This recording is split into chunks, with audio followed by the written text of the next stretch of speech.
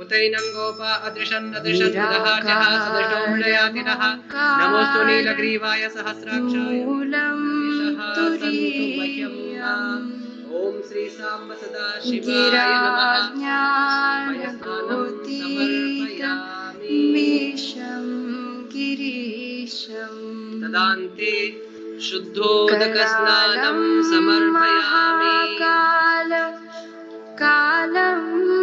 कृपादान्ते दधिस्नानम् ॐ दधिग्रावणोऽकारिकं विष्णोरसस्यवाजिनः सुरभिनो मुखाकरतृणहायुतो हितारिकत् श्री सांब सदाशिवाय नमः दधिस्नानं समर्पयामि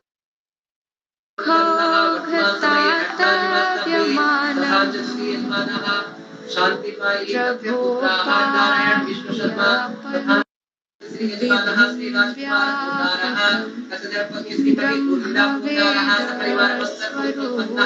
हरिद्वार निवास्तव्ये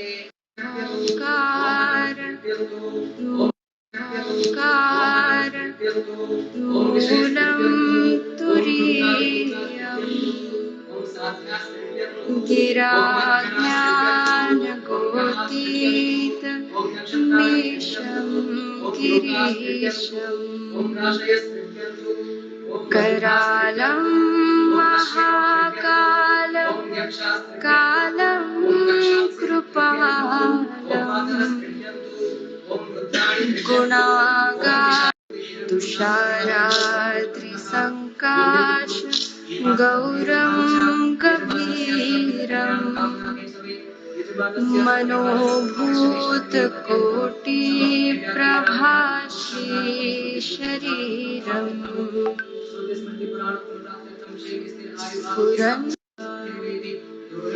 चलत्कुण्डलं भ्रूसुनेत्रं विशालम्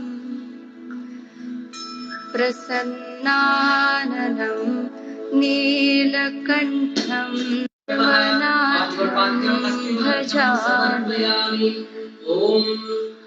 प्रचण्डं प्रकृष्टं प्रगल्भं परितलं शूलपाणिं भजेऽहं भवानी पतिं पुरारी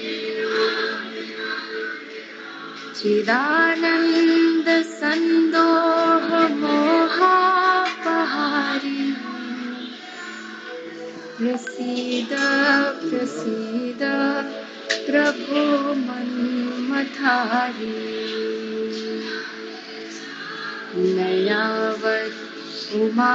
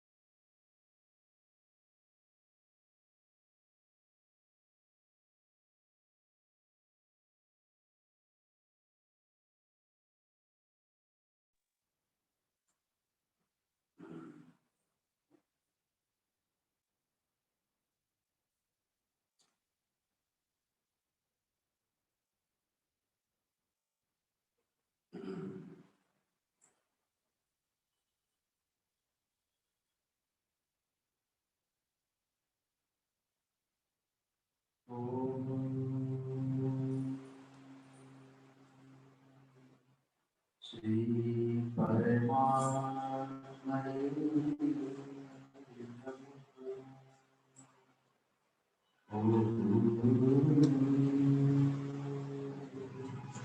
श्री श्री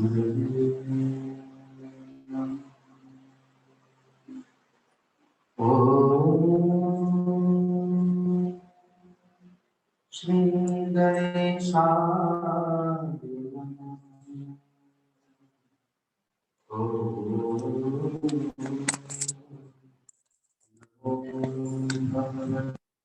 वासुदेवाय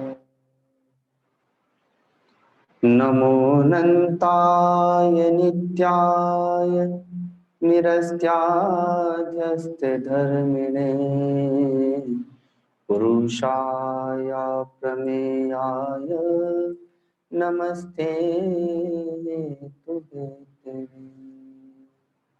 यस्य पादप्रभातस्त प्रपंचो भाति भासुरम् यस्य पादप्रभातस्त प्रपंचो भाति भासुरम् तमहं सद्गुरुं वन्दे पूर्णानन्दं चिदात्मकम्। ॐ पूर्णमदः पूर्णमिदं पूर्णात् पूर्णमुदच्यते पूर्णस्य पूर्णमादाय पूर्णमेवावशिष्यते। ॐ शांति शांति शांति।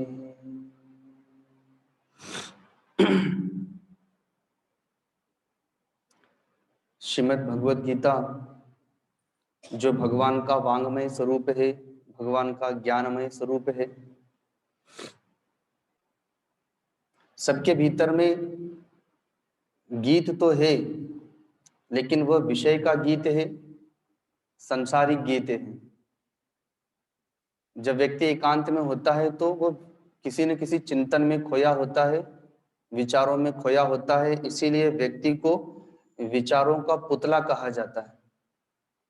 धरती में अपने आप वर्षा जब होती है तो न जाने कहां से घास फूस जड़ी बूटियां झाड़ियां प्रकट होते रहते हैं।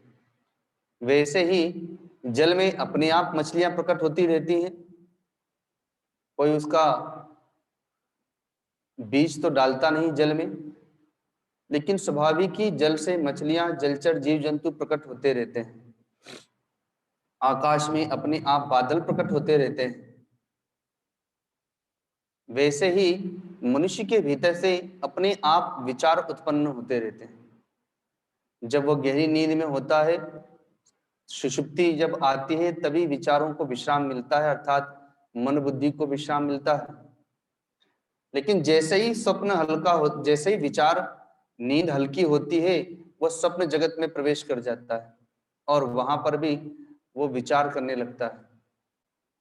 लेकिन उसकी जो विचारों की धारा है वह संसारिक है, वह विषयों को लिए हुए है, वह पारिवारिक है। भक्तों की जो विचार की धारा होती है वह भक्तिमय होती है। साधकों की जो विचार की धारा होती है वह साधनामय होती है। संतों की जो विचार की धारा होती है वह ज्ञानमय होती है, भगवतमय होती है। ये जो प्रथम अध्याय है श्रीमद् भगवद गीता का, यह हम सबके चित्त को निरखने परखने के लिए ही है कि हमारे पास में हमारे विचारों की धारा क्या है। एक तरफ राजा धृतराष्ट्र के विचारों की धारा है, दूसरी तरफ दुर्योधन, पितामह भीष्म और तीसरी तरफ महात्मा अर्जुन के विचारों की धारा है। राजा धृतराष्ट्र ने जो बाहर और भीतर के नेत्रों से भी विहीन हैं, अर्थात अंधे हैं, अपने सारथी संजय से, जो ब्रह्मर्षि व्यास जी के शिष्य हैं, प्रश्न किया कि युद्ध भूमि में, धर्म भूमि कुरुक्षेत्र में गए हुए युद्ध की इच्छा वाले मेरे और पांडु के पुत्रों ने क्या किया। तो गीता जी धर्म शब्द से प्रारंभ होती है, धर्म भूमि। यद्यपि धृतराष्ट्र स्वयं ही अधर्म की भूमि पर खड़ा हुआ, न वह एक कुशल पिता ही रहे, न वे कुशल राजा ही रहे, न वे कुशल भक्त ही रहे। लेकिन फिर भी ब्रह्मर्षि व्यास जी ने कृपा करके गीता जी सुनने और युद्ध के विषय में सुनने जानने के लिए अपने शिष्य संजय को दिव्य दृष्टि प्रदान कर दी। संजय ने देखा कि धृतराष्ट्र तो बाहर और भीतर दोनों ही नेत्रों से विहीन है, अर्थात विवेक चक्षु भी नहीं है। मेरा और तेरा करने वाले जो लोग होते हैं, राजा धृतराष्ट्र की वही स्थिति है।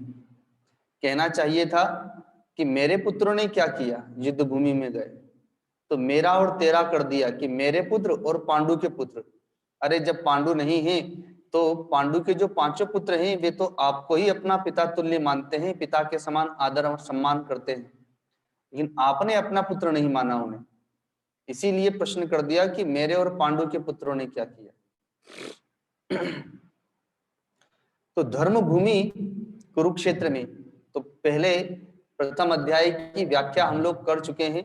अभी केवल संक्षेप में समझने के लिए, क्योंकि बीच में विषय स्थगित कर दिया गया था, अब पुनः उसे समझते हुए आगे चलेंगे ताकि आगे का विषय अच्छी प्रकार से समझ में आए।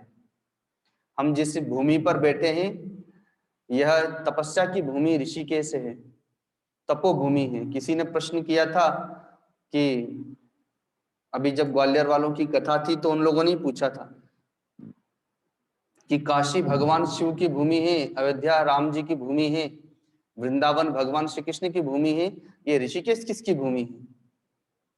तो मैंने कहा कि ये तो ऋषियों की भूमि है, क्योंकि यहाँ तो तपस्या होती है। यहाँ पर भगवान शिव की भी उपासना है, भगवान विष्णु की भी उपासना है, लेकिन यहाँ पर संत ऋषि महर्षि तपस्या करने के लिए आते हैं। इसीलिए हरिद्वार और ऋषिकेश ये दोनों ही स्थान तपोभूमि के रूप में माने गए। तो हम जब तपोभूमि में आते हैं तो तप स्वाभाविक ही होने लगता है।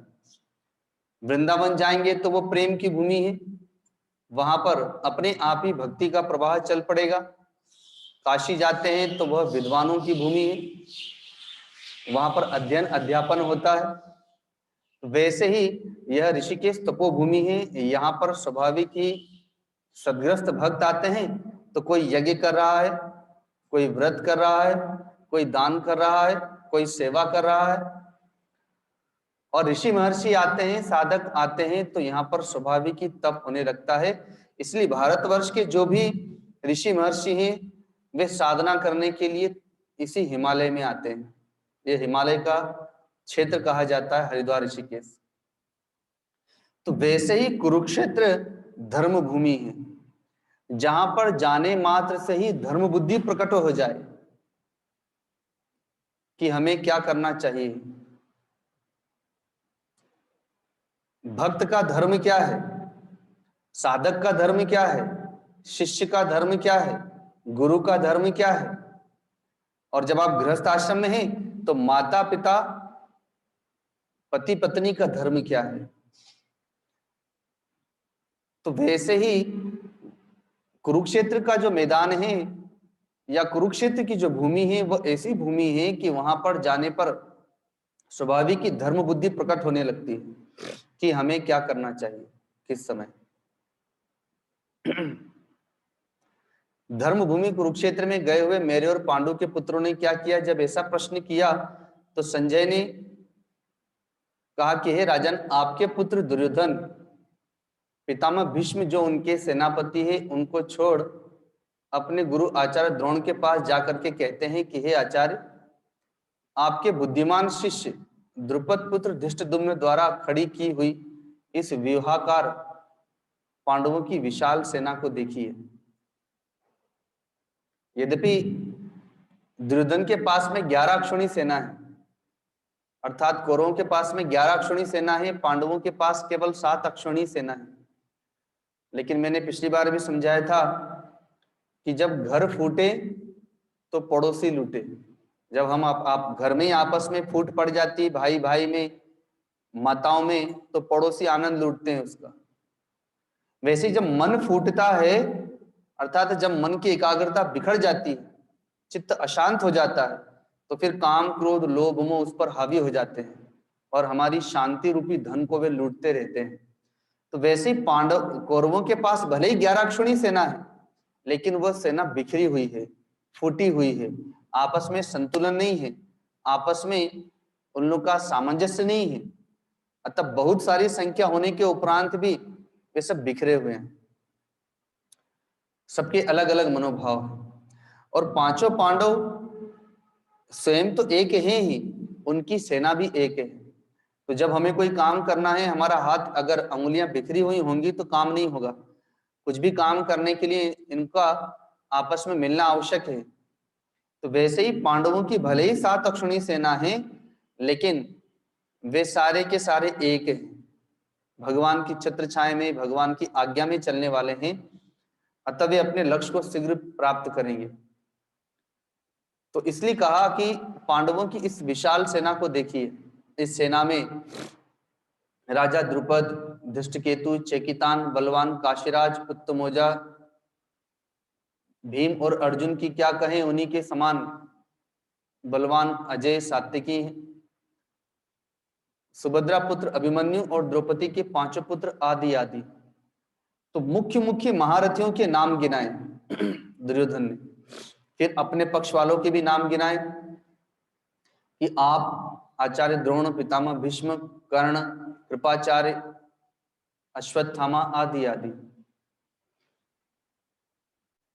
तो जब दुर्योधन जैसा व्यक्ति, दुर्योधन जैसा दुष्ट राजा विपक्ष में और पक्ष में कौन कौन रथी, अतिरथी और महारथी है, इस विषय की जानकारी रख रहा है, लेकिन हम जानकारी नहीं रखते। हमारे मन में सुवृत्तियां भी हैं और कुवृत्तियां भी हैं, अर्थात अच्छे विचार भी हैं और बुरे विचार भी हैं। वहीं से प्रणाम करें।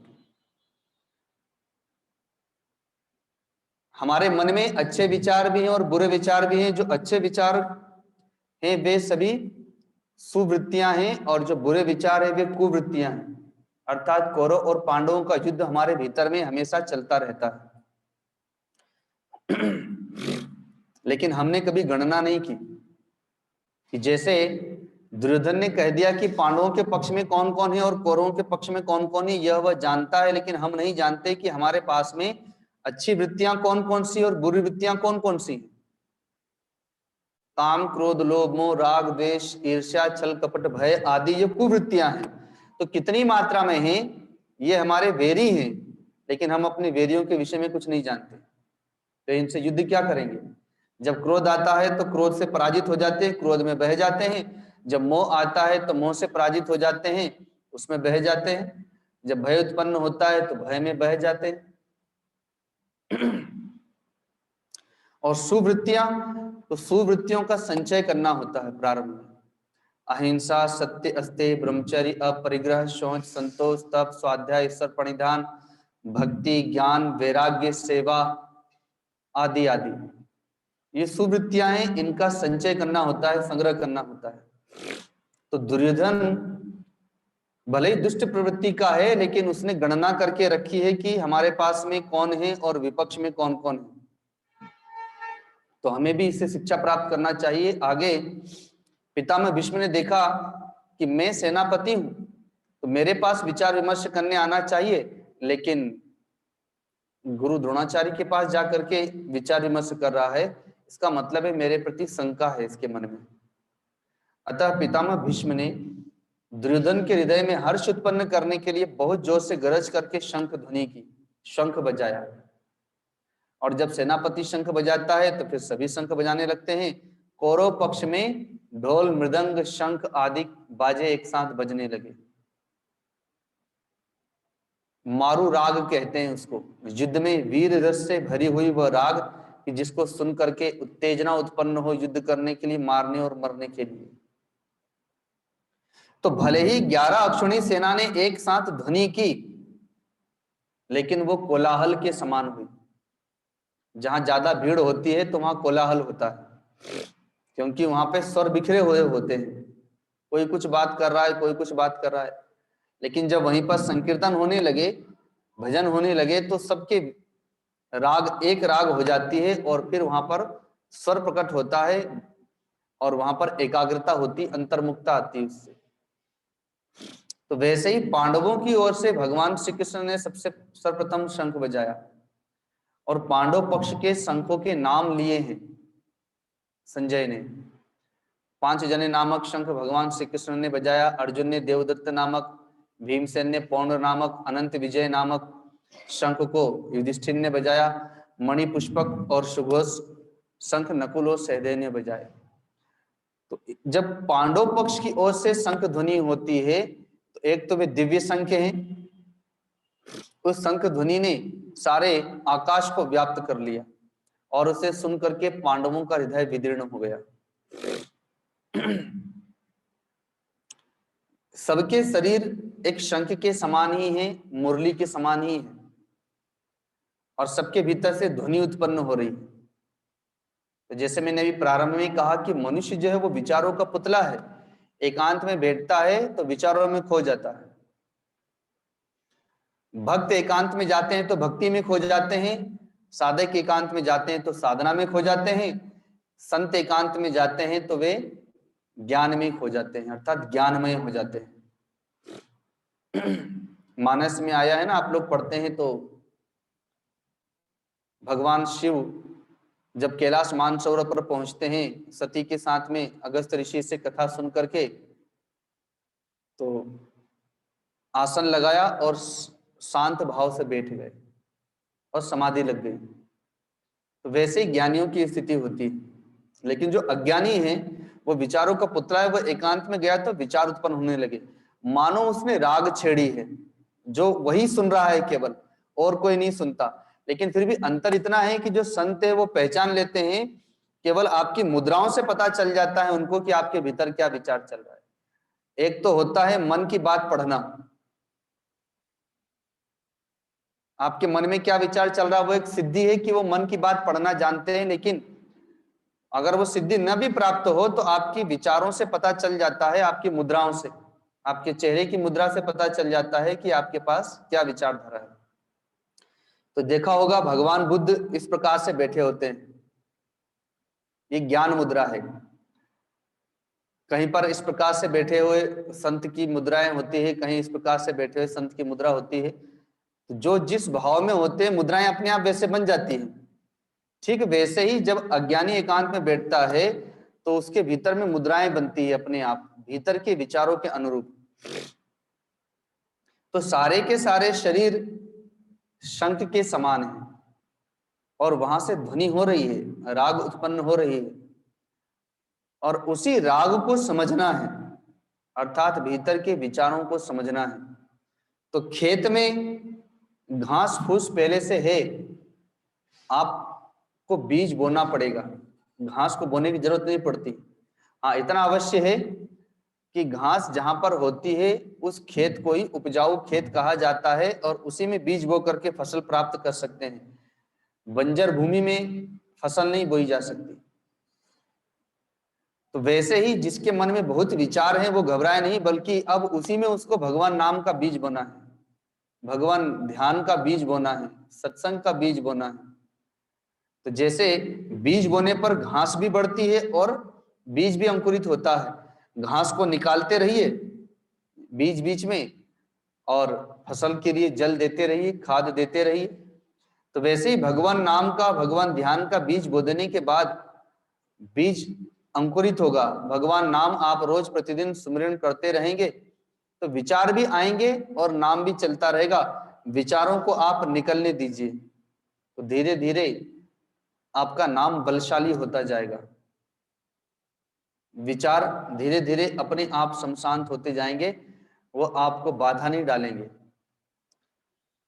शंख ध्वनि हुई, महात्मा अर्जुन ने भगवान श्री कृष्ण से निवेदन किया कि हे प्रभु, मेरे रथ को दोनों सेनाओं के मध्य में ले चलिए। मैं देखना चाहता हूं कि पक्ष में विपक्ष में कौन कौन आए हैं, मुझे किनके साथ युद्ध करना चाहिए। दुर्बुद्धि दुर्योधन का युद्ध में हित चाहने वाले कौन कौन आए हैं। तो भगवान ने भी मुस्कुराते हुए रथ को आगे बढ़ा दिया। जब जब भी भगवान को कुछ देना होता है तो भगवान किसी को निमित्त बनाते हैं, और जो अधिकारी होता है भगवान उसी को निमित्त बनाते हैं। राजा परीक्षित को भले ही शाप मिला, लेकिन वो शाप ही उनके लिए निमित्त बना, श्रीमद् भागवत का उपदेश प्राप्त हुआ। आज यदि राजर्षि परीक्षित को शाप नहीं मिला होता तो हम लोग को भागवत भी नहीं मिली होती। वो ब्रह्मर्षि व्यास जी ने लिखा और भगवान सुखदेव जी के पास ही सीमित रह जाती। वैसे ही महात्मा अर्जुन को भगवान ने प्रेरणा दी कि इनके मन में मोह उत्पन्न हो। तो जब भक्त के भीतर में मोह होता है तो वो जगत के लिए कुछ न कुछ दे करके जाता है। महात्मा अर्जुन के भीतर में मोह उत्पन्न होगा तो श्रीमद् भगवत गीता की प्राप्ति होगी। भगवान रथ को लेकर के चल देते हैं, दोनों सेनाओं के मध्य में विचरण करते हुए इस छोर से उस छोर तक लेकर के जाते हैं, पुनः उस छोर से इस छोर तक लेकर के आते हैं। महात्मा अर्जुन की दृष्टि पड़ती है पितामह भीष्म पर, तो अपने दादाजी को देख करके बचपन की बातें याद आ जाती हैं कि जब मेरे पिताजी नहीं थे तो इन्होंने ही मुझे पिता का प्रेम दिया, अपनी गोद में खिलाया, लाड़ प्यार किया, और शिक्षा दीक्षा में भी हम पांचों पांडवों का विशेष ध्यान रखा। वो सारी बातें याद आती है तो उनके हृदय में मोह उत्पन्न हो जाता है। पितामह भीष्म को भी आता है मन में विचार कि देखो इन पांचों पांडवों ने मेरी जो सेवाएं की हैं, कभी भी हम लोगों का अनादर नहीं किया, कभी किसी बात का उल्लंघन नहीं किया, और हम लोगों ने इतना प्रताड़ित किया, धृतराष्ट्र ने, कौरवों ने इतना प्रताड़ित किया, लेकिन फिर भी ये कभी भी हमारा अनादर नहीं किए।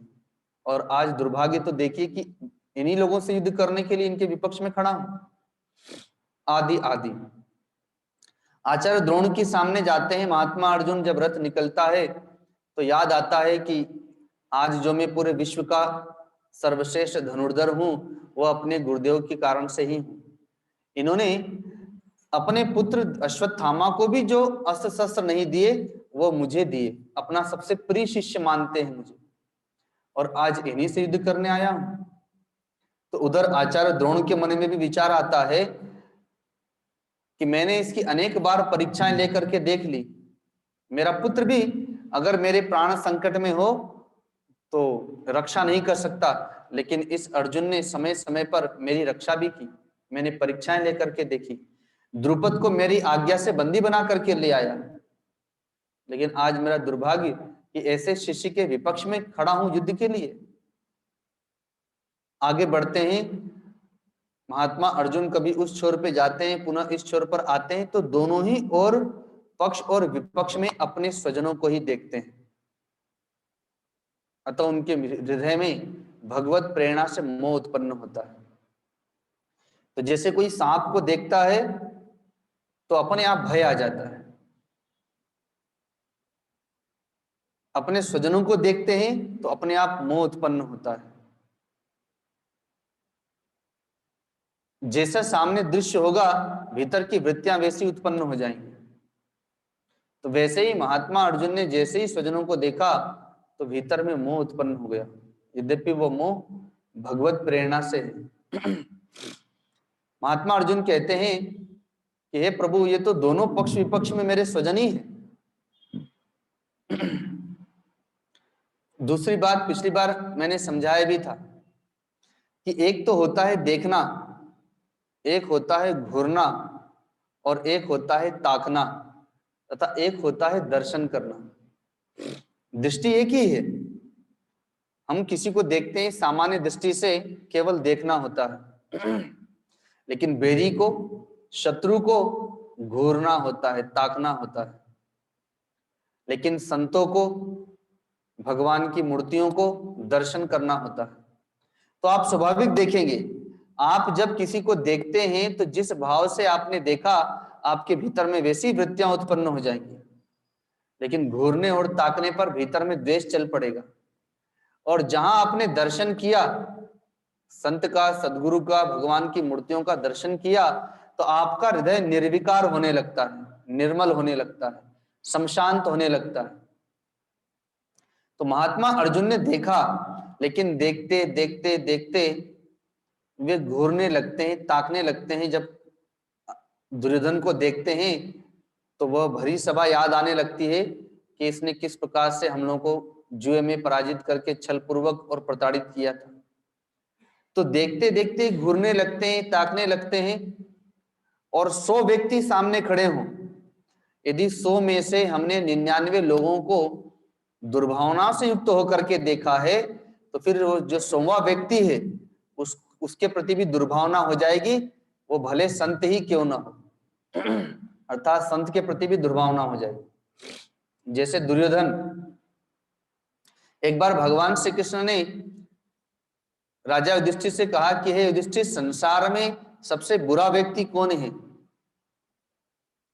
और दुर्योधन से प्रश्न किया कि संसार में सबसे अच्छा व्यक्ति कौन है? तो राजा युधिष्ठिर ने कहा कि संसार में कोई बुरा व्यक्ति है ही नहीं। मैंने अच्छी प्रकार से विचार किया तो संसार में कोई बुरा व्यक्ति है ही नहीं। दुर्योधन कहता है संसार में कोई अच्छा व्यक्ति है ही नहीं, क्योंकि दोनों की दृष्टियों में भेद है। दुर्योधन सब में बुराई देखता है, तो बुराई देखते देखते देखते अब उसे सब में बुराई ही नजर आती है और वो स्वयं बुरा बन गया। राजा युधिष्ठिर सब में अच्छा ही देखते हैं। आप लोग अगर महाभारत ग्रंथ पढ़ेंगे तो उस ग्रंथ में आप देखेंगे युधिष्ठिर ने दुर्योधन को कभी दुर्योधन नहीं कहा, सुयोधन कहा। जबकि दुर्योधन का नाम दुर्योधन रखा है, लेकिन महाभारत ग्रंथ में व्यास जी ने जो लिखा है मूल भागवत महाभारत में, तो वहां देखेंगे राजा युधिष्ठिर जब भी दुर्योधन को पुकारे हैं तो सुयोधन कहा है, दुर्योधन नहीं कहा। तो सब में अच्छाई देखते देखते राजा युधिष्ठिर अच्छे बन गए और सब में बुराई देखते देखते दुर्योधन बुरा बन गया। तो वैसे ही जब दुर्योधन बुराई देखता है सब में, तो अपने माता पिता के भीतर में भी बुराइयां देखने लगता है। वो तो पितामह भीष्म से डरता है, अन्यथा वो तो कभी का अपने माता पिता को जहर देके मार देता राज्य के लोभ में। भक्त विदुर में बुराई देखता है, 5 पांडवों में जो भगवान के भक्त थे उनमें बुराई देखता है। तो बुराई देखते देखते जब भगवान भी समझाने के लिए आए तो भगवान श्री कृष्ण में बुराई देखने लगा, भगवान को बंदी बनाने के लिए प्रयत्न किया। ब्रह्मर्षि व्यास जी, सनकादि ऋषि, भगवान परशुराम राजा धृतराष्ट्र को समझाने आए तो उनमें भी बुराई देखने लगा। तो जब व्यक्ति सब में बुराई देखने लगता है तो फिर कभी न कभी वो संत में और सदगुरु में भी बुराई देखने लगता है, क्योंकि अनुपात उसका इतना बढ़ जाता है। तो वैसे ही जब हम अच्छाई देखने लगेंगे तो हमारा हृदय अपने आप ही अच्छाइयों से भर जाएगा। तो महात्मा अर्जुन ने देखा, लेकिन देखते देखते वे घूरने लगे, घूरते घूरते ताकने लगे, तो उनके भीतर में राग और द्वेष की धारा चल पड़ी, अतः भगवान को भूल गए। भगवान बैठे हैं नजदीक में रथ पर और देख रहे हैं वे सामने में स्वजनों को, अतः इस कारण से उनका हृदय मोह से आच्छादित हो गया। हृदय में भी स्वजनों को बिठा लिया और बाहर तो स्वजन है ही, और भगवान को हृदय से भी निकाल दिया और बाहर में बैठे ही हैं रथ के ऊपर, तो वहां पर भी दृष्टिपात नहीं कर रहे हैं, अन्यथा भगवान का दर्शन करते। लेकिन चूंकि भगवान की माया है, भगवान की माया बड़ी बलवती है, अतः भगवान की माया के कारण से महात्मा अर्जुन के हृदय में मोह उत्पन्न हुआ। भगवान से कहते हैं कि हे प्रभु, इन सज्जनों को देख करके मेरे शरीर में कंप हो रहा है, मोह के कारण से मैं खड़ा रहने में समर्थ नहीं हूं, मेरी त्वचा बहुत जल रही है, पसीना आ रहा है, गांडीव धनुष जो सदा मेरे हाथ में विराजमान रहता है हाथों से गिर रहा है, छूट रहा है, मैं इसको धारण भी नहीं कर पा रहा हूं, और यह क्या, मेरे मन में भ्रम उत्पन्न हो गया है, अब तो मैं खड़ा भी नहीं रह पा रहा। तो महात्मा अर्जुन की ऐसी स्थिति हो गई, जैसे जब हम लोगों को बुखार आता है तो शरीर कांपने लगता है, पसीना आने लगता है, ताप बढ़ जाता है, खड़े नहीं रह पाते और हमें फिर सोना पड़ता है बिस्तर पर। तो वैसे ही महात्मा अर्जुन कह रहे हैं कि इस समय मेरी स्थिति जो है, मैं खड़ा भी नहीं रह पा रहा, और जो निमित्त मुझे दिखाई दे रहे हैं, जो लक्षण दिखाई दे रहे हैं इस समय, वो घोर विनाश की सूचना दे रहे हैं, अर्थात कोई नहीं बचेगा इस युद्ध में। ये इस युद्ध में जो लक्षण दिखाई दे रहे हैं उससे पता चलता है कि गिनती के लोगों को छोड़ करके कोई नहीं बचेगा। राजर्षि मुचुकुंद की कथा आप लोगों ने भागवत में श्रवण की होगी। देवताओं की ओर से वे युद्ध करने के लिए स्वर्गलोक में गए थे, देवासुर संग्राम में, और उस युद्ध में विजयी हो गए। देवताओं की विजय हुई तो खूब उत्सव मनाया देवताओं ने। राजा ने भी बहुत उत्सव में भाग लिया और बड़े प्रसन्न चित्त हुए। जब विदाई का समय आया तो सारे देवता अब राजा को विदाई दे रहे हैं, विदा कर रहे हैं, प्रेम के साथ मिल रहे हैं। राजा भी बड़े उत्साह के साथ में है। अभी तक उन्होंने अपने कवच को नहीं उतारा, अपने हाथ में धनुष बाण भी लेकर के रखे हैं, तरकस भी बंधा हुआ है कि अब मैं जाकर के नीचे जाऊंगा तो इसी भेष में जाऊंगा, अपने परिवार वालों से, बाल बच्चों से, हित मित्र नाते रिश्तेदारों से मिलूंगा, बहुत दिन हो गए स्वर्ग में आए हुए। तो सब लोग तो बड़े प्रेम से मिलते हैं, लेकिन देवराज इंद्र बड़े उदास हैं। न उनको उस उत्सव में आनंद आ रहा था, और जब विदाई भी कर रहे हैं तो उस समय भी उनका चेहरा मुरझाया हुआ है।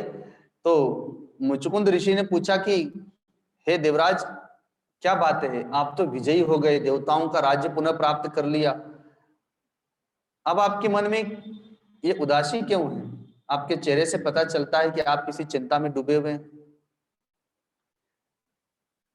क्या आपको मेरे जाने से प्रसन्नता नहीं हो रही है? तो कहा देवराज इंद्र ने कि हे राजन, बात ऐसी है कि मेरे मन में ये बार बार विचार आ रहा है कि आपने बड़ा परिश्रम किया, देवताओं के लिए, हित के लिए, देवताओं की ओर से आपने अपने प्राणों की बाजी लगा करके युद्ध किया, और इस युद्ध में हम लोग विजयी हो गए। लेकिन अब आप जब जा रहे हैं तो आप जो बड़े उत्साह के साथ जा रहे हैं कि मैं परिवार वालों से मिलूंगा, बाल बच्चों से मिलूंगा, तो वहां पर तो आपको कोई भी नहीं मिलेगा, क्योंकि देवताओं के दिन और रात में और मनुष्यों के दिन और रात में बड़ा अंतर है।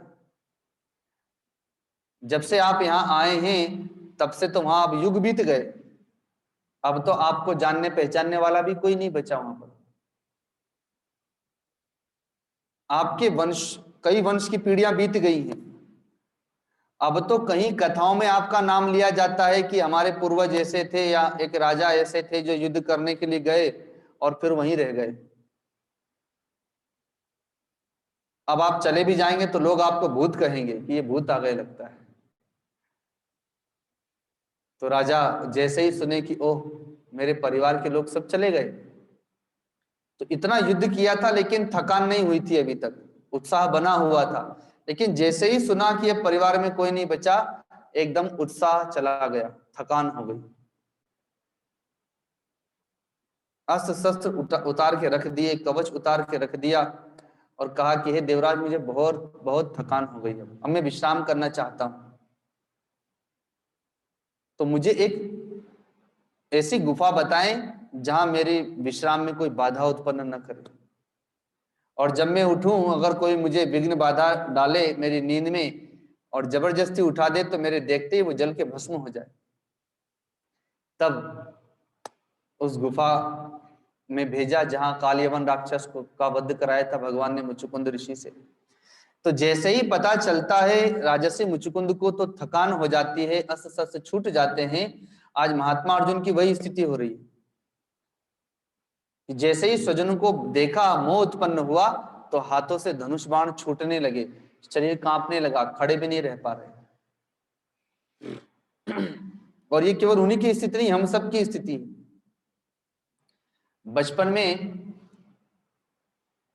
मैंने ये दृष्टांत कई बार दिया भी, आप लोगों को कई बार बताया भी है कि एक घटना घटी थी। मोहल्ले में दो परिवार आमने सामने थे, मध्य में रास्ता था, दोनों ओर मकान थे, दोनों के घर पर दो दो बालक थे, और संयोग से दोनों के बड़े बालकों का नाम राजेश था। और एक बार वे लोग शहर गए हुए थे, यद्यपि अलग अलग गए थे अपने अपने काम से। तो पहले लैंडलाइन चलता था, मोबाइल तो था नहीं। तो सूचना आई कि भाई राजेश नाम के बालक का एक्सीडेंट हो गया है और उसके प्राण चले गए हैं। तो जैसी सूचना आई तो जिस माँ के पास या जिस घर में वो सूचना आई, वहां के पिता तो दुखी होकर के रोते बिलखते हुए तुरंत वहां से शहर के लिए चल दिए, लेकिन माँ ने सुना तो वो मूर्छित हो गई। तो आस पड़ोस की माताएं जाती हैं, उन्हें समझाती हैं, प्रयत्न करती हैं, बार बार उन्हें मूर्छा आ जाती है, नाम लेती दे लेकर के मूर्छित हो जाती है। तो दिलासा देने के लिए कहती हैं कि अरे तुम्हारा बेटा नहीं गया, वो सामने वाली का बेटा गया है, क्योंकि उसका नाम भी राजेश था, संयोग से वो भी शहर गया हुआ था। तो जब ऐसा कहते हैं तो इसको थोड़ी चेतना आती है, थोड़ी शांत होती है। अब जब सामने वाली को पता चलता है कि मेरा बेटा गया है तो वो मूर्छित हो जाती है। तो कुछ माताएं फिर वहां जाती हैं और उसे समझाती हैं। दोनों में से गया तो है किसी का, लेकिन जैसे ही पता चलता है कि मेरा पुत्र गया है तो वैसे ही मूर्छा आ जाती है, क्योंकि मान्यता हमारे चित्त में बहुत गहरे में है। अतः इस कारण से उसका असर हमारे मन बुद्धि पर पड़ता है। तो वैसे ही महात्मा अर्जुन स्वजनों की कल्पना कर रहे हैं कि यदि ये मुझे मारते हैं तो भी हानि है, मैं इन्हें मारता हूं तो भी हानि है। यद्यपि विराट नगर में कौरवों से युद्ध किया है उन्होंने पहले, लेकिन अब जो युद्ध है वह तो मारने और मरने के लिए ही है। वह युद्ध तो उन्होंने ऐसे ही किया था, केवल सबको मूर्छित कर दिया था, वध नहीं किया था किसी का भी। लेकिन यहां तो अब या तो मारना है चाहे मरना है, ऐसा ही युद्ध है। अतः भगवान से कहते हैं कि मेरे शरीर में देखिए कैसे लक्षण उत्पन्न हो रहे हैं।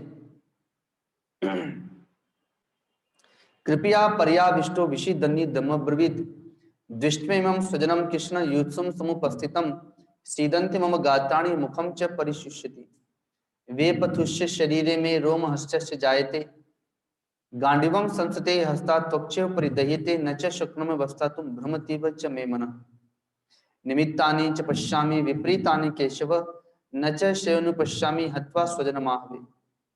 भगवान से कहते हैं कि मुझे विजय की आकांक्षा नहीं है और न मुझे राज्य की इच्छा है, न मुझे सुख चाहिए, न राज्य चाहिए, न विजय चाहिए। अरे ऐसा सुख व्यक्ति कमाता किसके लिए है? परिवार के लिए ही तो कमाता है। राज्य किसके लिए? तो परिवार के लिए ही तो। सुख का उपभोग किसके साथ करेंगे? तो परिवार बाल बच्चों के साथ में ही तो सुख का उपभोग करेंगे। और जब परिवार में कोई बचेगा ही नहीं तो राज्य लेके क्या करूंगा और सुख किसके साथ भोगूंगा? इस युद्ध में तो मैं देख रहा हूं कि मेरे स्वजन भाई बांधव ही खड़े हैं। यदि हम मारे गए तो उन्हें राज्य मिल जाएगा और वे मारे गए तो हमें राज्य मिल जाएगा। तो परिवार में जब विवाद होता है तो हानि तो परिवार की होती है। तो ऐसा राज्य ले मुझे नहीं चाहिए। यदि इस युद्ध के बदले केवल पृथ्वी का राज्य क्या, यदि मुझे स्वर्ग का भी राज्य मिले तो भी मैं इस युद्ध को नहीं करूंगा। एतान्न हंतुम इच्छामि घ्नतोपि मधुसूदन अपि त्रैलोक की राजस्य हेतो किम नु मही कृते। और स्वर्ग भी नहीं, तीनों लोकों का राज्य मिले, इस युद्ध में अगर हम विजयी हो जाएं और उसके बदले अगर हमें तीनों लोकों का राज्य मिले तो भी मैं इस युद्ध को नहीं करूंगा। तो इस पृथ्वी की बात ही क्या है? अर्थात इनको मार करके अगर मुझे पृथ्वी मिलती है तो पृथ्वी क्या, बल्कि मैं तो तीनों लोगों को राज्य मिलने पर भी युद्ध नहीं करूंगा, क्योंकि अपने स्वजनों को मार करके मैं तीनों लोगों का राज्य लेकर भी क्या करूंगा? सारे लोग हम लोगों को स्वजन हंता कहेंगे। कोई कहेगा कि देखो ये गुरु हंता, अर्थात गुरु को मारने वाले आ गए। इन लोगों ने राज्य के लिए अपने गुरु को भी नहीं छोड़ा, अपने दादाजी परदादाजी का वध कर दिया। अभी हम जगत में धर्मात्मा के नाम से विख्यात हैं कि पांडव बड़े धर्मात्मा हैं, और अब हम गुरु हंता के रूप में, स्वजन हंता के रूप में जाने जाएंगे कि देखो ये राज्य के लोभी राज्य के लोक में अपने लोभ में अपने गुरुजनों को, अपने पितामहों को भी नहीं छोड़ा, अपने भाई बांधुओं को भी नहीं छोड़ा। ऐसे ये राज्य के लोभी निकले जिन्हें हम बड़े धर्मात्मा कहते थे। तो जगत में भी हम लोगों की बड़ी अपकीर्ति हो जाएगी। और फिर निहत्य धार्त राष्ट्रान्न का प्रीति शार जनार्दन पाप मेवा शय दसमान हत्वे ताना तताइन। इन आतताइयों को मार करके हमें क्या सुख मिलेगा?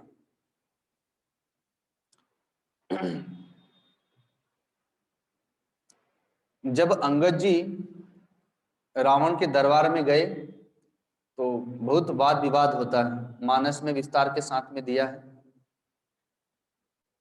तो वहां पर अंगद जी ने जब ज्यादा ही वाद विवाद हुआ तो उस समय कहा था, कौल कामवश कृपिन विमूढ़ा अति दरिद्र अजसी अति बूढ़ा सदा रोग बश संतत क्रोधी विष्णु विमुख सुति संत विरोधी तनु पोषक निंदक अखानी जीवत सवसम 14 प्राणी। ये 14 प्रकार के प्राणी मरे हुए माने जाते हैं, जो बात बात पर कसम खाते हैं।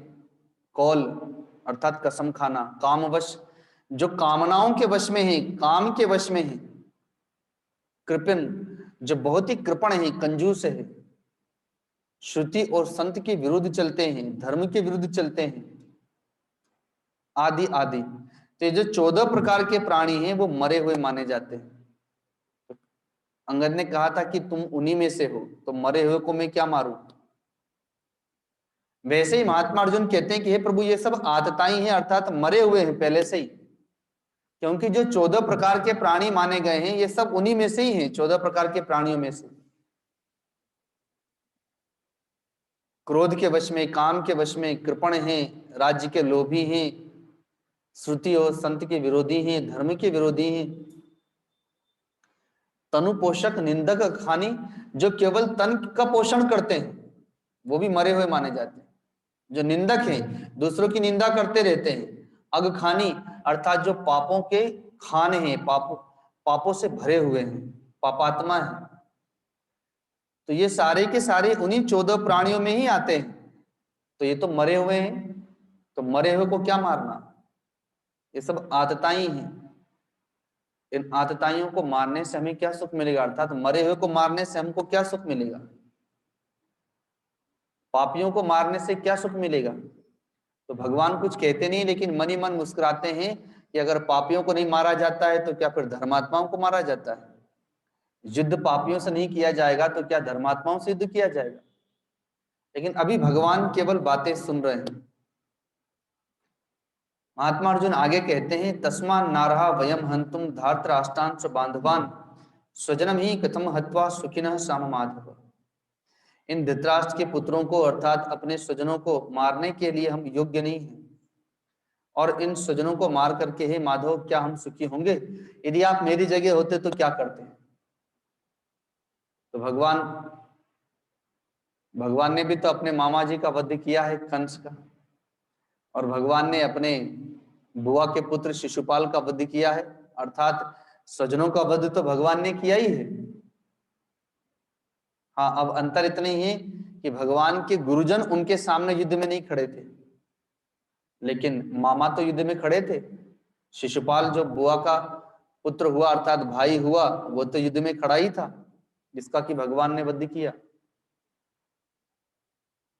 आगे महात्मा अर्जुन कहते हैं, यद्यपेते न पश्यन्ति लोभोपहत चेतसः कुलक्षय कृतम दोषम मित्र द्रोहे च पातकम्। यद्यपि लोभ के कारण से ये लोग अर्थात दुर्योधन आदि लोभ के कारण से स्वजनों से, मित्रों से, भाई बांधवों से विरोध करने में, युद्ध करने में पाप नहीं देख रहे हैं। और इतना ही नहीं, कुल के नाश में भी ये लोग दोष नहीं देख रहे हैं कि युद्ध करने से स्वजन भाई बांधव मारे जाएंगे तो कुल ही नष्ट हो जाएगा, और जब कुल नष्ट हो जाएगा तो उसमें क्या दोष होते हैं ये नहीं देख रहे हैं। जहां शास्त्र कहता है बड़े बूढ़ों का आदर मान सम्मान करना, गुरुजनों की सेवा करना, माता पिता की सेवा करना, और इस युद्ध में तो उन्हीं का वध करने आ गए। तो यद्यपि ये लोग इसमें पाप नहीं देख रहे हैं, लेकिन हम तो देख रहे हैं कि ये पाप कर्म है। तो कम से कम हमें तो विचार करना चाहिए कि जब कुल नष्ट हो जाएगा तो उसका क्या दोष होता है, ये हमें तो विचार करना चाहिए। अरे जब दो भाई हैं, एक भाई दुष्टात्मा है, दूसरा समझदार है, तो जो समझदार है कम से कम वही विचार करे। लोग भी यही कहेंगे कि देखो युधिष्ठिर बड़ा भाई था, दुर्योधन तो छोटा था, तो राज्य के लिए दोनों झगड़ रहे हैं, तो बड़ा भाई अगर समझदार है तो उसे विचार करना चाहिए और उसे राज्य छोड़ देना चाहिए, राज्य का लोग। तो लोग भी कहेंगे और ये वास्तव में विचार करने योग्य विषय भी है माधव, इसलिए इस पर हमें भली प्रकार से विचार करना चाहिए, क्योंकि कथम न गे मश्मा भी पापा दशमान्य वर्तितुम कुलक्षय कृतम दोषम मित्र द्रोहे च पातकम। कुलक्षय कृतम दोषम प्रपश्यद्भिर जनार्दन कुलक्षय प्रणश्यन्ति कुलधर्मा सनातना धर्मे नष्टे कुलम कृष्ण म धर्मो भी भवत्युत। कहते हैं कि जब कुल नष्ट हो जाता है तो कुल कैसे बनता है भाई, परिवार में कुल कुटुंब जिसको हम कहते हैं, भाई बांधव, माता पिता, दादा दादी, बाल बच्चे, ये सब मिला करके कुल कुटुंब कहलाता है। लेकिन जब युद्ध में दादा मारे जाएं, पिता मारे जाएं, पुत्र मारे जाएं, तो घर में तो केवल माता ही रह जाएंगी। जब महाभारत युद्ध हुआ था तो 18 अक्षौणी सेना मारी गई, तो उस समय पूरे पृथ्वी मंडल पर अर्थात सारे के सारे राज्यों में, सारे के सारे देशों में केवल माता ही माता रह गई थी, या तो बहुत खटिया पर पड़े हुए वृद्ध पुरुष थे या गोद में रहने वाले बच्चे थे, बाकी तो युद्ध में सब मारे गए थे। तो वैसे ही कहते हैं कि जब परिवार में सदस्य मारे जाएंगे तो कुल कुटुंब ही समाप्त हो जाएगा, और जब कुल समाप्त हो जाएगा तो उसमें दोष क्या होगा, घर शासन होना चाहिए परिवार में। परिवार का कोई मुखिया होता है, चाहे तो वो पिता मुखिया हो चाहे दादा मुखिया हो, और जब कोई पुरुष वर्ग न रहेगा तो फिर नारियां स्वच्छंद हो जाएंगी, किसी का अनुशासन नहीं होगा, फिर वे पराये पुरुष का वर्ण करेंगी और उससे फिर वर्ण संकर संतानें उत्पन्न होंगी और उन वर्ण संकर संतानों का जल पितरगण भी स्वीकार नहीं करेंगे। श्राद्ध के दिनों में जो तर्पण किया जाता है, जो पिंडदान किया जाता है, वह पितर लोग भी उसे स्वीकार नहीं करेंगे। हम अपने पितरों के निमित्त यज्ञ करते हैं, दान देते हैं आदि आदि, उस सारा का सारा पुण्य उनके पास जाता है और उस पुण्य से वे स्वर्गलोक में या अन्य पितर आदि लोकों में रहते हैं। एक तो उनका स्वयं का पुण्य रहता ही है, लेकिन इस प्रकार से उनके पुण्य में वृद्धि होती रहती है। वे आश लगाए रहते हैं कि हमारे वंश में आगे आने वाली पीढ़ी हमारे लिए कुछ न कुछ दान पुण्य करती रहेगी। लेकिन इधर जब वर्ण संकर संतानें हो जाएंगी तो वो चाहे कितना भी दान पुण्य करे, लेकिन अब वो स्वीकार नहीं करेंगे पितर उसे, और उनका पुण्य जब क्षय होने लगेगा तो फिर वे भी पितर लोक से या स्वर्ग लोक से नीचे आ जाएंगे, अर्थात निम्न लोकों में चले जाएंगे। तो इस प्रकार से उनका भी पतन हो जाएगा। तो ये दोष आएगा।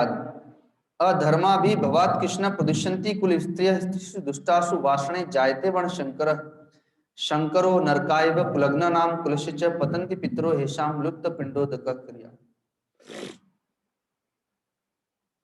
और यहां पर जो युद्ध में मारे गए, चाहे हम मारे जाएं चाहे वे मारे जाएं, तो हमारी भी गति नहीं होगी,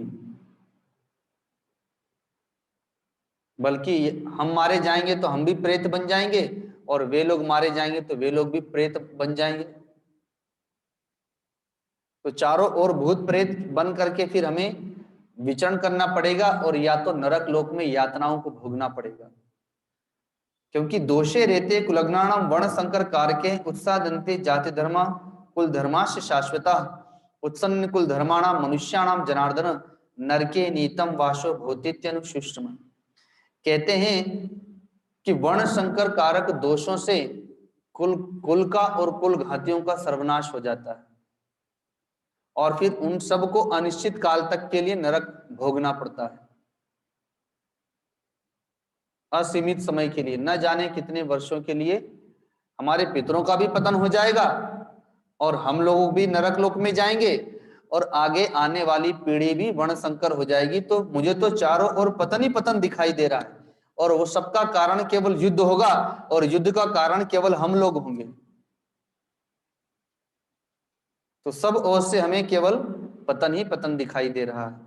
अतः हे माधव, अहो बत महत पापम कर्तुम व्यवसतावयम यद्राज्य सुख लोभेन हंतुम स्वजन मुद्दिता।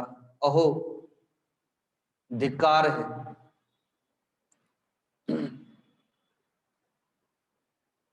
कि हम लोग राज्य के लोभ से ये महान पाप करने के लिए चले आए, अपने स्वजनों को ही मारने के लिए चले आए। उस समय मैंने विचार नहीं किया, लेकिन अब मुझे विचार आ रहा है। मैंने सोचा था युद्ध होगा तो मेरे गुरुजन, मेरे पितामह आदि युद्ध में नहीं आएंगे, लेकिन ये लोग तो युद्ध में आ गए। और जब आ ही गए तो अब मुझे विचार आ रहा है कि फिर ऐसा युद्ध में नहीं करूंगा। अपने गुरुजनों को मार करके मैं ये राज्य प्राप्त नहीं करूंगा। कौरवों को ये विचार नहीं आ रहा है, लेकिन हम लोग विचारशील हैं, तो हम लोग तो विचार करें कि राज्य के लोभ से अपने गुरुजनों का वध कर दे। ऐसे देखा जाए तो आज की वर्तमान स्थिति तो ऐसे ही है कि संपत्ति के लिए भाई भाई का सिर फट रहा है, संपत्ति के लिए भाई भाई पर केस कर रहे हैं। ना कोई पिता पुत्र का संबंध रह जा रहा है संपत्ति के लिए, ना भाई भाई का संबंध रह जा रहा है संपत्ति के लिए। संपत्ति के लिए अब तो बहनें भी अधिकार जताने लगी, अर्थात बेटियां भी अधिकार जताने लग गई हैं पिता की संपत्ति पर। और जब तलाक होता है तो पति पत्नी में भी विवाद उत्पन्न होता है संपत्ति को लेकर के। तो महात्मा अर्जुन कहते हैं कि पहले तो संपत्ति का संग्रह करने में बड़ा प्रयत्न करना पड़ता है, और फिर संपत्ति की रक्षा करने में बड़ा प्रयत्न करना पड़ता है, और उसे जब खर्च करो या जब वो चोरी हो जाए तो भी कष्ट सहन करना पड़ता है। तो सच में लक्ष्मी बहुत चंचल है, मेहनत करता कोई और है, भोगता कोई और है, और अंत में वो चली जाती किसी और के पास। मेहनत करते हैं पिता, परिश्रम करते हैं पिता, धन का संग्रह किया, उपभोग करने के समय बेटा आ जाता है, और फिर वह संपत्ति वहां भी ना रह करके तीसरे के पास चली जाती है। तो ऐसा ही यह राज्य है, ऐसे ये संपत्ति है। अतः इस ऐसी संपत्ति के लिए मैं इस युद्ध को नहीं करूंगा। यदि माम प्रतिकारम शस्त्रम शस्त्र पाणय धार्त राष्ट्रारणे हन्युस्तन्मे क्षमतरम भवेत्। यदि इस युद्ध के मैदान में मैं अपने अस्त्र शस्त्र छोड़ रहा हूं, मुझ निहत्थे खड़े हुए अर्जुन को यदि दुर्योधन या उसके पक्ष वाले कोई भी आकर के अस्त्र शस्त्र से मार भी दे तो मुझे मरना स्वीकार है, लेकिन युद्ध करना स्वीकार नहीं है। कम से कम शरीर चला जाएगा तो युद्ध से तो बच जाऊंगा, स्वजन घात से तो बच जाऊंगा, घोर पाप से तो बच जाऊंगा। तो मरना स्वीकार है, लेकिन युद्ध करना स्वीकार नहीं है। ऐसा कहकर महात्मा अर्जुन ने अपने अस्त्र शस्त्र त्याग दिए। संजय कहते हैं धृतराष्ट्र से कि एव मुक्त्वा अर्जुनः संख्ये रथोपस्थ उपाविशत् विसृज्य शस्त्रम चापम शोक संविघ्न मानस। कि हे राजन, इस प्रकार से शोक युक्त हुए हृदय वाले महात्मा अर्जुन ने अपने गांडीव धनुष को त्याग दिया, और यह कह के कि हे माधव मैं युद्ध नहीं करूंगा, और रथ के पिछले भाग में जाकर के बैठ गए। मैंने एक बार आप लोगों को बताया भी था, फिर से सुनेंगे। महात्मा अर्जुन उस रथ पर कहां बैठे हैं? रथी की जगह पर। और भगवान कहां बैठे हैं? सारथी की जगह पर। तो सारथी की जगह नीचे होती है और महारथी की जगह ऊंची होती है। तो भगवान ने जब अर्जुन और दुर्योधन भगवान के पास सहयोग मांगने गए थे, तो भगवान ने कहा कि एक तरफ तो मैं हूं और एक तरफ मेरी नारायणी सेना, और मैं युद्ध नहीं करूंगा, अस्त्र शस्त्र नहीं उठाऊंगा। और नारायणी सेना उस समय पूरे विश्व में सर्वश्रेष्ठ शक्तिशाली सेना थी। अब मांगो किसे मांगते हो? तो अर्जुन ने कह दिया कि मैं तो प्रभु आपको मांगता हूं। दुर्योधन नारायणी सेना लेके चला गया, भगवान ने पूछा तुमने मुझे क्यों मांगा, मैं तो युद्ध करूंगा नहीं, तुम्हारे किसी काम का हूं नहीं। तो अर्जुन ने कहा कि प्रभु युद्ध केवल बल से नहीं जीता जाता है, उसके लिए बुद्धि विवेक भी चाहिए, उसके लिए आशीर्वाद भी चाहिए, उसके लिए नीति चाहिए। अतः हम आपकी नीति से युद्ध करेंगे, आपकी अध्यक्षता में आपके आशीर्वाद से इस युद्ध को जीतेंगे।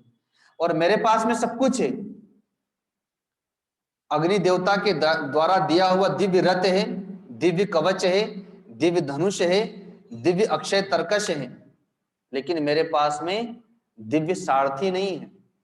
अतः मैं अपने रथ की बागडोर आपको सौंपता हूं, अब आप ही मेरे सारथी बन जाए। तो भगवान ने महात्मा अर्जुन के उस समर्पण को देखकर अर्जुन को तो ऊपर बिठा दिया रथी की जगह पर, और भगवान नीचे सारथी की जगह पर बैठे। जैसे दादा अपने पोते को बाजार में लेकर के गोदी में लेकर के जाता है, तो पोता कहता है दादाजी मुझे कंधे पे बिठा लो, मुझे दिखाई नहीं दे रहा है, दूर की चीज देखना है। तो दादा अपने पोते को कंधे पर बिठा लेता है। अब पोता और ऊंचा हो जाता है, जहां तक दादा की दृष्टि नहीं जा रही उससे भी ऊंची दृष्टि उसके पोते की जा रही।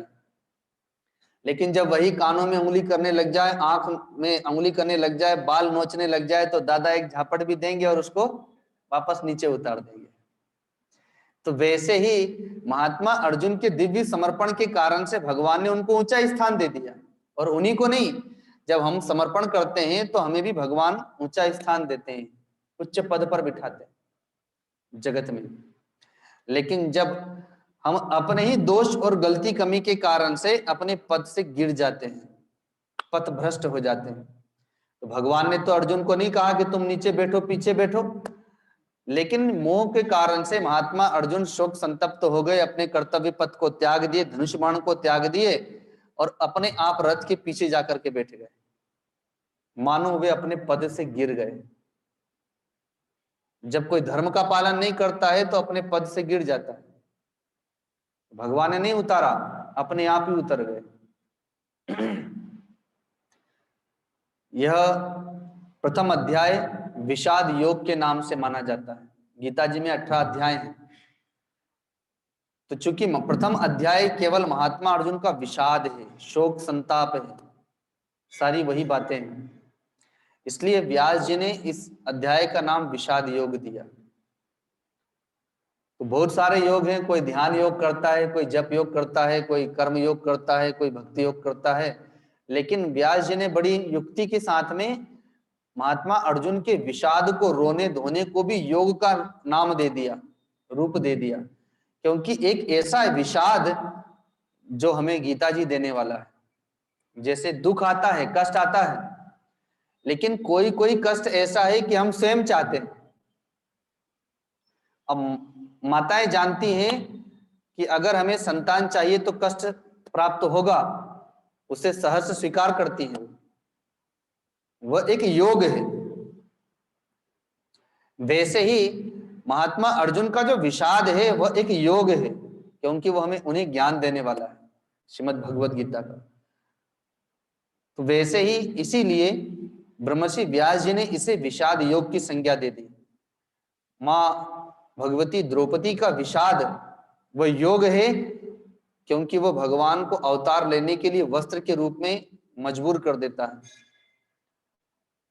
ऐसे ही गजराज का विषाद एक योग है जो भगवान को आने के लिए मजबूर कर देता है। रोने के लिए तो सभी रोते हैं, विषाद करते ही हैं, कोई पत्नी के लिए, कोई पति के लिए, कोई बाल बच्चों के लिए, कोई धन संपत्ति के लिए, सब तो रो ही रहे हैं, लेकिन भक्त रोता है भगवान के लिए, धर्म के लिए, अतः उनका रोना ही भगवान को देने वाला हो जाता है, अतः इस कारण से वह योग बन जाता है।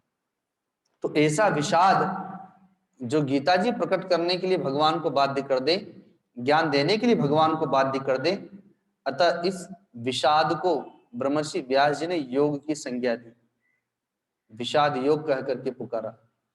तो यही गीता जी के प्रथम अध्याय का सार है। आगे भगवान अब महात्मा अर्जुन को दिव्य ज्ञान का उपदेश देंगे। तो जैसे कल भी कहा था, परसों की, ये महल दिखाई देता है, मकान दिखाई देता है, लेकिन नींव दिखाई नहीं देती, क्योंकि वो धरती में दबी हुई होती है।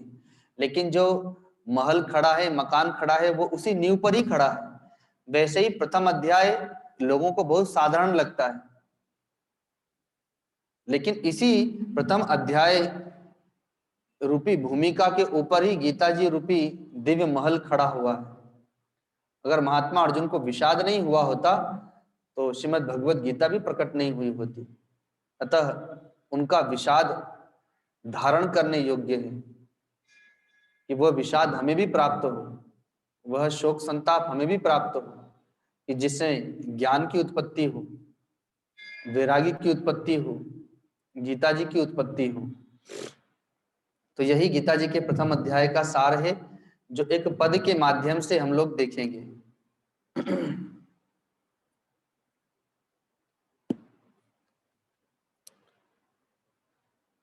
कैसे करो माधव इन सोरार, कैसे करो माधव इन सोरार, इन सोरार, इन सोरार, इन सोरार, इन सोरार, कैसे करो माधव इन सोरार। स्वजन सगे सब सखा सनेही, स्वजन सगे सब सखा सनेही, गुरजन की खड़ी धार, गुरजन की खड़ी धार, पिता पितामह पुत्र पौत्र पर, पिता पितामह पुत्र पौत्र पर, कैसी अद्भुत खार, कैसे करो माधव इन सोरार, कैसे करो माधव इन सोरार। कठिन कुचाह कुबुद्धि कैसी, कठिन कुचाह कुबुद्धि कैसी, लोभ ने मारी मार, लोभ ने मारी मार,